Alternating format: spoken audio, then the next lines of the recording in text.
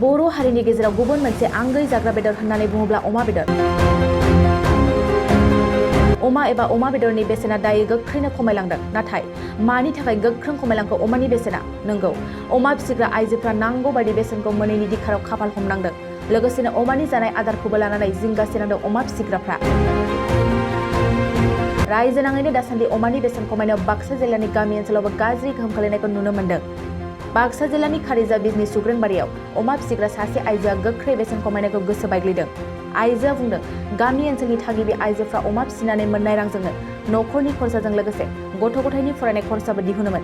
नाथाय दायो अमानि बेसेन खमायनायाव ओनसोलनि अमा फिसिग्रा आइजोफोरनि गोसो बायनायखौ नुनो मोननाय जादों। खौरांनि गेजेरजों मिथिहोनाय बादिब्ला थांनाय माखासे दाननि सिगां अमा फिसाखौ मासेयाव 4,000 राङै फानदोंमोनब्लाबो नाथाय दायो मासेयाव 1,000 राङावनो फाननो गोनां जादों। बेनि अनगायैबो अमा बेदरा 1 केजियाव 300 रांनिफ्राय खमायनानै 150 एबा 200 रां जाहैनायाव अमा फिसिग्रा आइजोआ गोसो बायग्लिनायखौ फोरमायदों। আমার বহুত গাহৰি আছে। আমাৰ এথেন পৰিয়ালৰ কাৰণে চাব লাগে চৰকাৰে। এথেন ইমান দাম কমি গৈছে এইগিলা। আমি ইমান কষ্ট কৰোঁ ল'ৰা ছোৱালী পঢ়বাৰ কাৰণে থওঁ এইগিলাৰ। আৰু গাহৰিটো 60-70টামান আছে। আমাৰ ঘৰতে আছে 13টামান। এইগিলা কষ্ট কৰি আমি পৰিয়ালটো চলাওঁ। এথেন আৰু একো উপায় নাই, আমাৰ মাটি চাটি নাই খেতি বাতি কৰবা, একো উপায় নোহোৱা হৈছে। ইটোৱে আমি বেচাই কেনে চলাওঁ। আগত আছিল 300 আছিল, এথেন আছে 150 গিছে।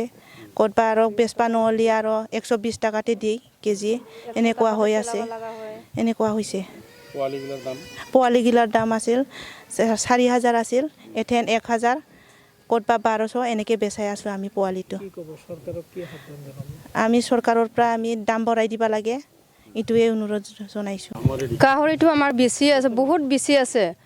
তাৰপিছত গাহৰি এতিয়া দাম নোহোৱা হৈছে। কিলো 300 টকা আছিলে, 200 টকা হ'ল এতিয়া।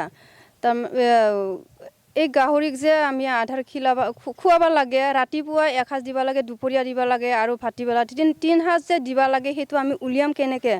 যদি চৰকাৰে আমাক মানে ব্যৱস্থা নকৰে আমি কেনেকৈ কি কৰিম? বা ল'ৰা ছোৱালীক আমি পঢ়িব দিছোঁ, হোষ্টেলত থৈ দিওঁ, মাহত দিব লাগে। আমি তাৰ ওপৰতে মানে চলি আছোঁ, ঘৰখন এনেকৈ চলি গৈছোঁ। আগত 300 টকা আছিল, এতিয়া 200 টকা আছে, 200 টকা হৈছে। পোৱালিগিলাৰ আছিল 4,000 টকা আছিল, এতিয়া 1,500 টকা হৈ গৈছে। তে কেনেকৈ চলিম আমি? এটা গাহৰিত হয়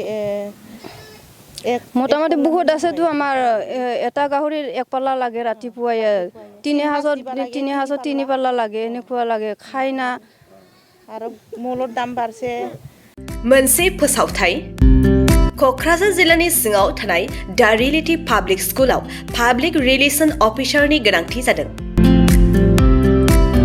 गोसो गुदुं बिजाथिफोरा थाबैनो जगाजग खालामनो हागोन। पाब्लिक रिलेशन अफिसारनि थाखाय बिजाथिया इंराजि आयदायाव MA खालामनाय जानांगोन, नङाब्ला मास कमिउनिकेशन एन्ड जार्नालिज्म आयदायाव MA खालामनाय जानांगोन। बिनि थाखाय जेबो एक्सपिरियेन्सनि गोनांथि गैया। डिग्री गोनां बिजाथिफोरा बयबो एप्लाइ खालामनो हागोन। दान बान्थाखौ 15,000निफ्राय 20,000सिम होनाय जागोन। गोसो गुदुं बिजाथिफोरा reality.publicschool@gmail.com आव मेसेज हरनो हागोन, नङाब्ला 9435293000 जानबुं अनजिमायाव जगाजग खालामहरनो हागोन।